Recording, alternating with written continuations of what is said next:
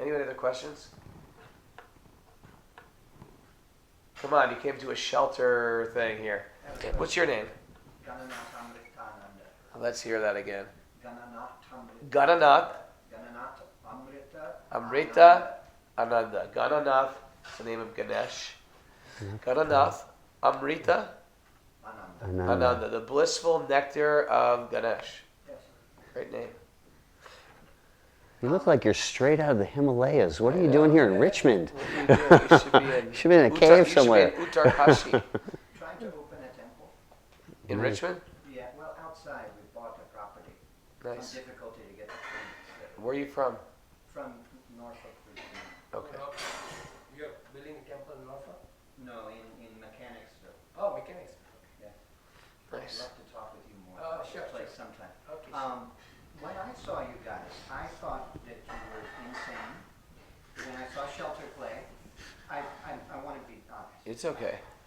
But I was impressed by your dedication, your integrity, and people at the show I saw you at the King's Head in Norfolk. I remember that show. Were heckling you, and what really impressed upon me most that day was your integrity and how you were seemingly unaffected and just persisted in doing what you were doing, which probably now has made an impression upon me, which inspired me to help me do what I'm doing now. But how was that for you, that experience of being heckled and ridiculed by so many people? How did you face that?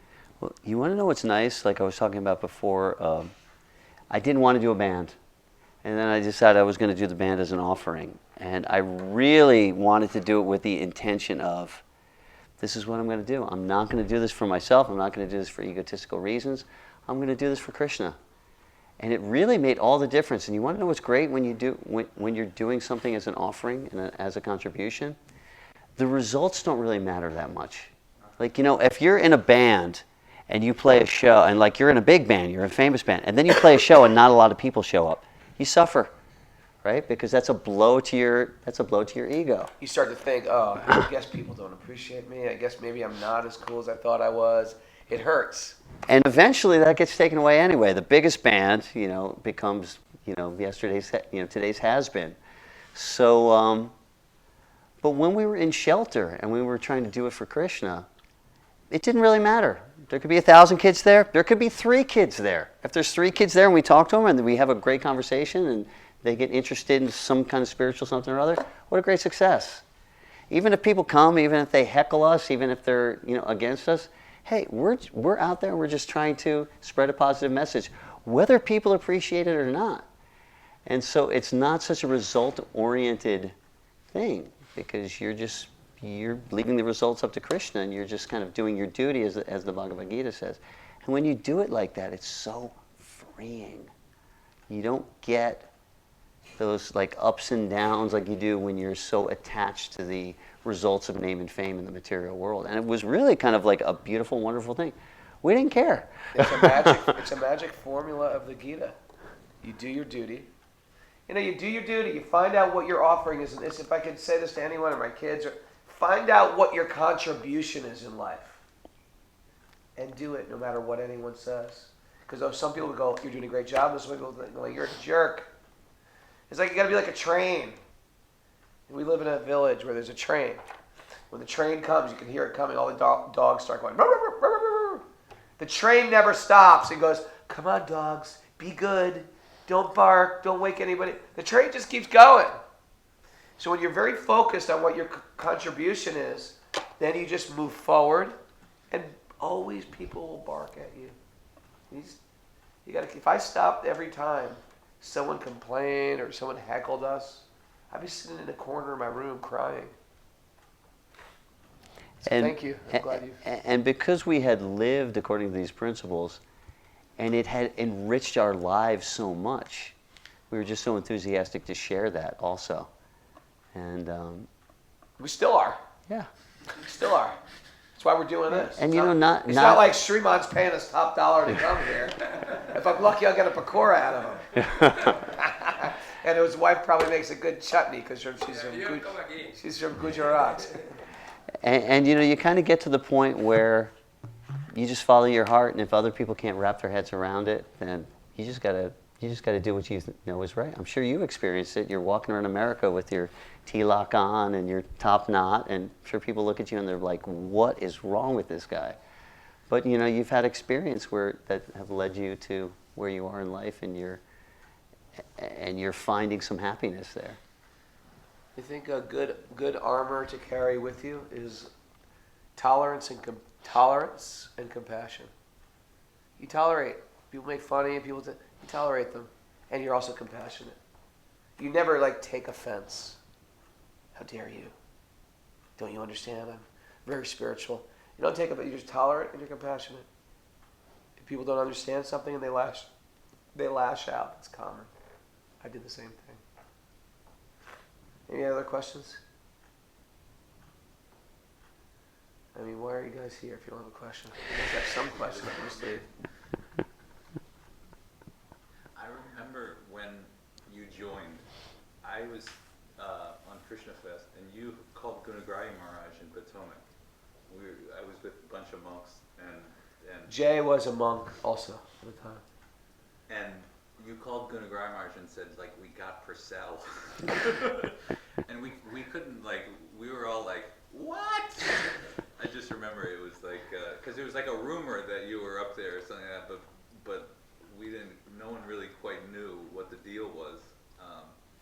And then you called Gunagraya Maharaj and said, Purcell's going to be in shelter. And we were like, we always thought that was the natural thing, Purcell should just become a Hare Krishna.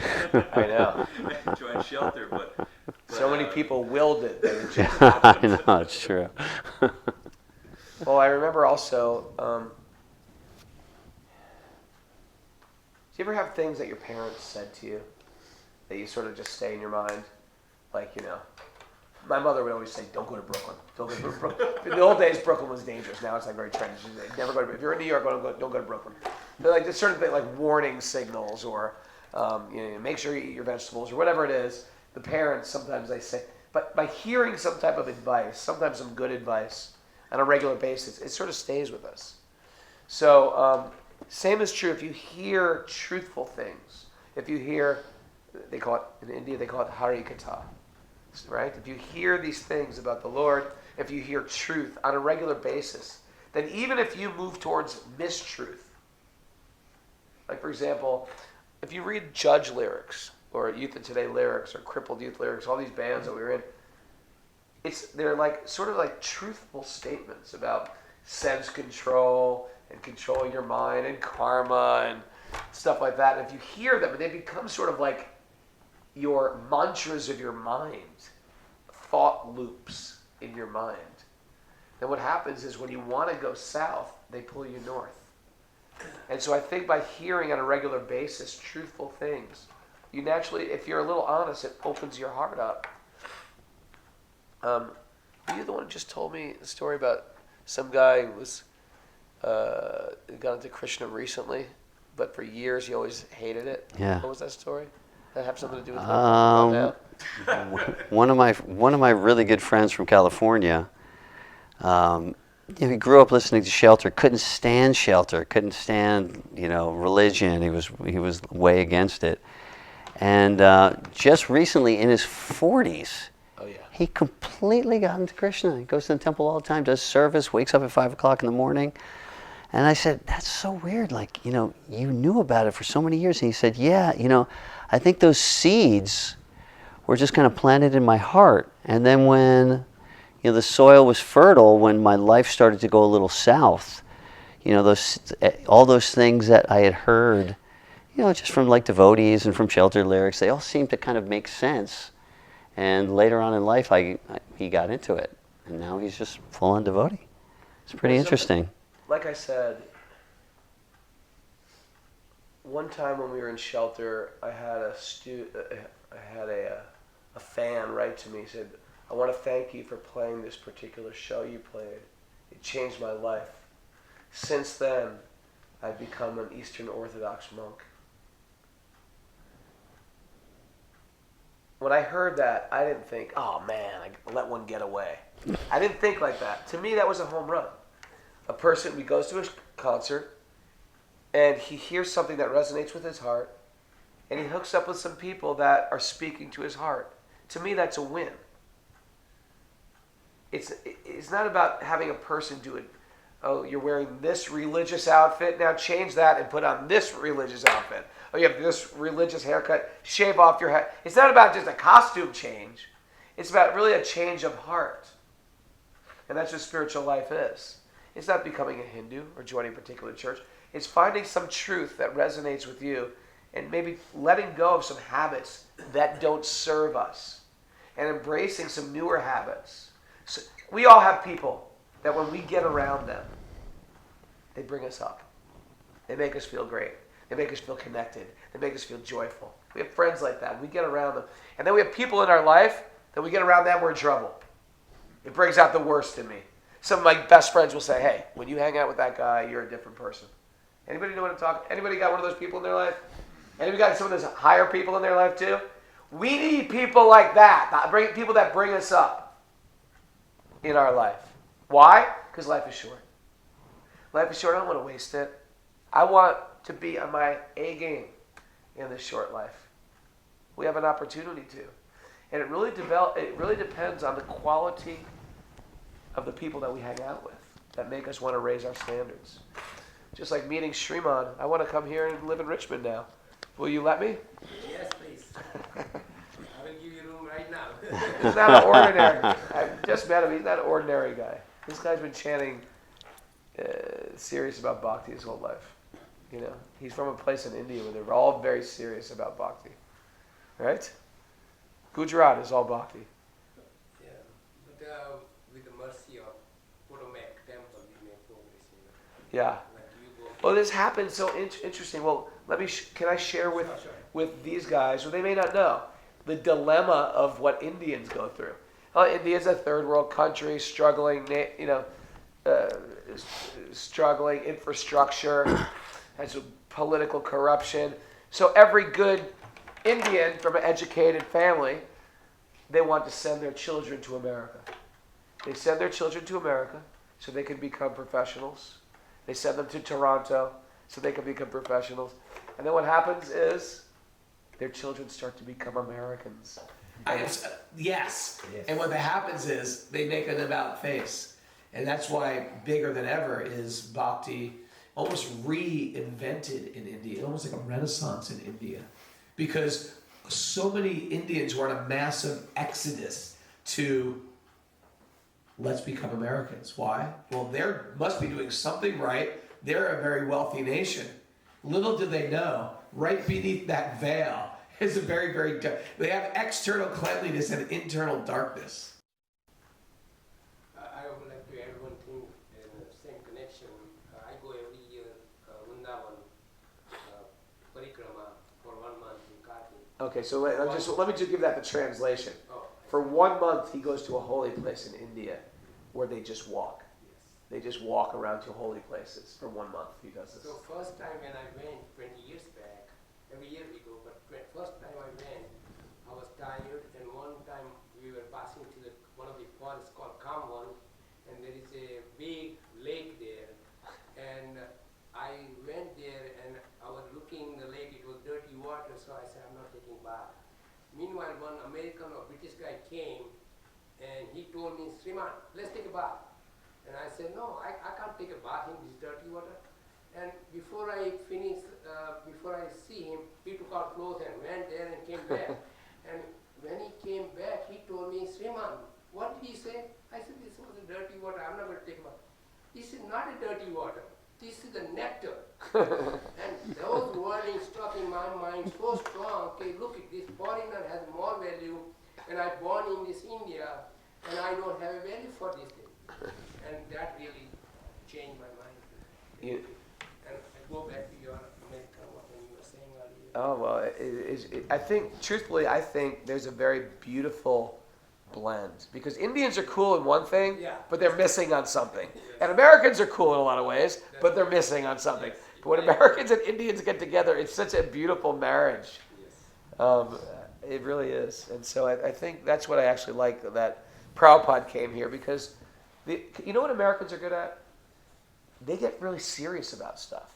A lot of swamis from India in the 60s came to America, and they didn't even teach vegetarianism because their theory was they're Americans. They're not. They'll never be vegetarians, you know.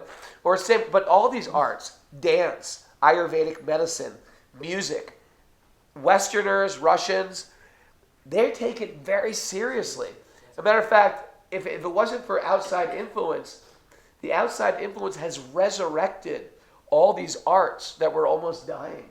It's just like if just like you go to Ireland, there's still people that speak Gaelic in places in Ireland, but they're dying languages. Soon, in 100 years, it'll be over. But there's people. It's almost like a renaissance of people who really said, you don't understand. Ayurvedic medicine is incredibly valuable. What you guys know, this music is incredibly powerful. This cooking, these recipes, this classical dance, incredibly powerful. Don't let these die. We're going to dive in and resurrect them. And actually now, and what it does, it impressed Indians. Like, what are we doing? We are running away from the very thing that's the most valuable thing. So India is bigger than ever. It's almost had a massive bhakti renaissance. Why? Strangely enough, because they were following a lot of Westerners who got very seriously into it. And that's why Prabhupada came to New York, I think, originally, because he felt like this is the most influential city in the world. And whatever the New Yorkers do, the whole world follows. And it's really true. It's really sad, but true. So if you are, so there's that famous verse in the Bhagavad Gita, what great people do, common people will follow. So if you're in a position of leadership, even if you're a parents are positions of leadership, you got to make good choices because the world's looking at you. Any other questions? We're not going to go that much longer, so if you got any other questions, now's the time to ask.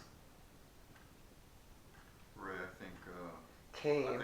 This is Kane from Richmond, and we met him the first Youth Today tour. I think it's important to sort of highlight the opportunity that the straight edge movement allowed for Hare Krishna to enter into, the domain of punk rock, music. When these guys played in '87, they came down, stayed at my house, and you were all wearing Tulsi beads, right? And we thought that was the coolest thing, so we started doing it too, without really knowing what that was, But those were seeds planted, literally. And within 6 months, I was chanting and going to the Potomac Temple, and it just went off from there. But being so into the straight edge movement, as I was, and you guys were with Youth Today, I feel like it left something to be desired. It was like, what are we doing all this for? Right. Is it just an end unto itself? Just to be drug free and not do this, just to do it? Right. Or is there something deeper Right. to it? And I feel like that's what led me, deeper into it. And I can't help but think that, you too. Yeah, straight edge was fertile ground for spiritual life. Why? Because we could. There's an idea of self-betterment. I want to better myself, and I don't want to follow trends of culture, because trends of culture, like just go in the ocean. You're a child, and you're playing your mom. Hi, mom. You're playing. She's on the sand, and you're in the water, and all of a sudden you look up, and you're, where's mom? You're like, the current has dragged you so far down. Material life is like that. The current of popular culture drags us lower and lower and over the years, and we don't even realize it. But we're doing things. We do things. We act in ways that are sort of like. If you watch TV today, compared to when I'm 53 years old this year. When I was watching TV in 1971, the most exciting show was like the Andy Griffith Show. It was like slow moving, we would call it totally boring. Now things that are so sexually charged, they're so like fast paced, explosions. It's just like the minds of the kids are just a little bit more wound up, less peaceful. And so culture itself has just it will degrade. And therefore we have to make a choice. I'm not going to degrade. I'm going to upgrade. And it takes a very focused, conscious choice, and it takes a community of other like-minded people to do that. Whether it's a Krishna community, or any community that says, no, I want to upgrade my life. I'm not going to go down this way. So straight edge was super great in that regard, because you could feel like, okay, I could step in here. I could like this music, and I think a lot of us maybe did. Anything else? What kind of guitar does your Guitar player. It's actually a Fender. He's playing a Fender this time. Why the Fender? I've wondered that. I got it for free. Got a free guitar from Fender. Not PorcelI. Yeah. He's I got the letting- I got the Les Paul again. Don't worry. Not gonna let the hardcore scene down again.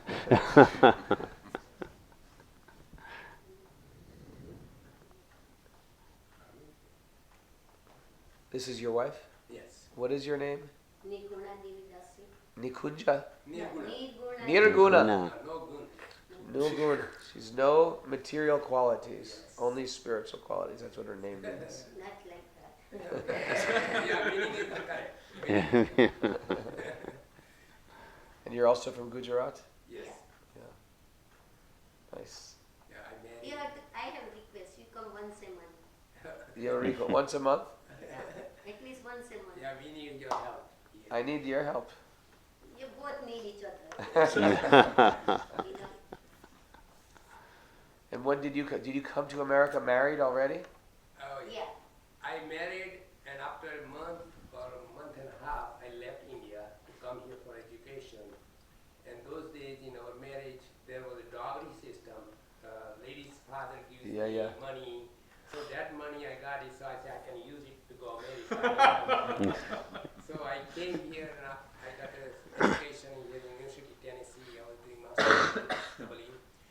And luckily I got a scholarship, so she came in 6 months after that. Nice.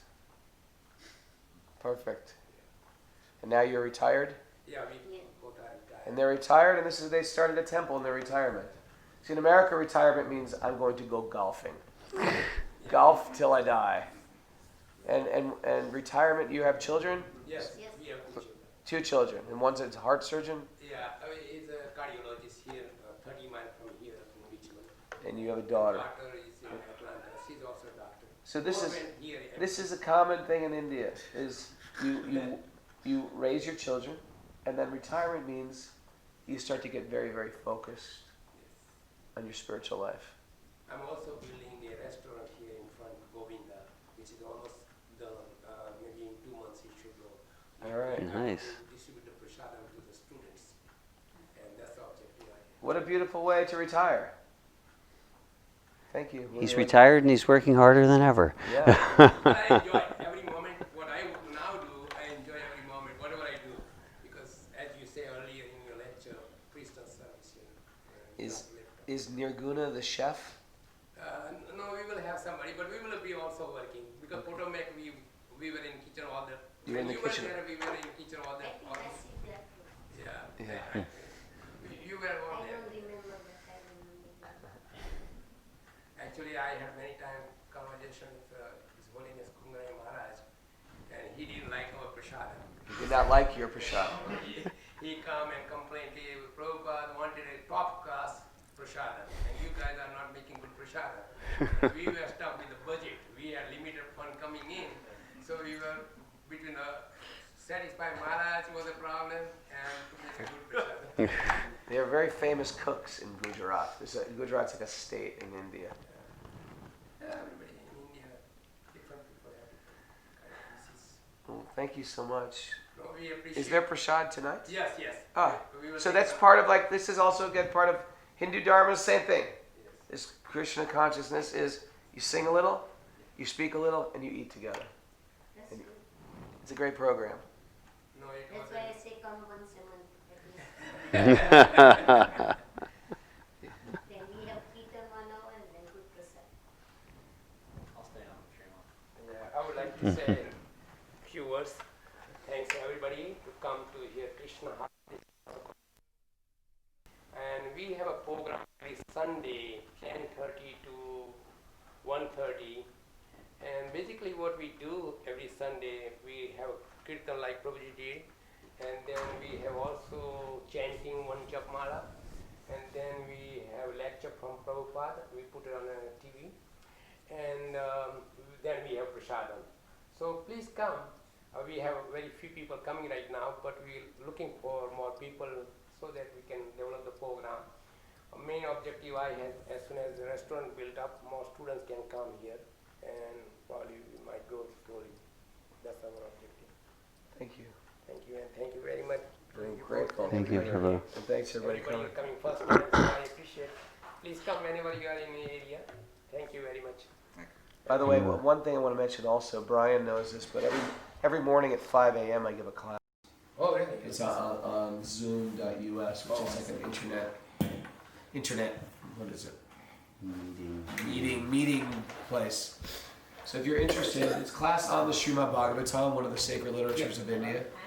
And we have about 400 people that listen, and 50 people live. Some people can't listen live because of your work or whatever, different coasts. But you can listen recorded. You get a link, so it gets recorded for about 48 hours. It stays up. You can hear that class. So you're interested in like studying this stuff.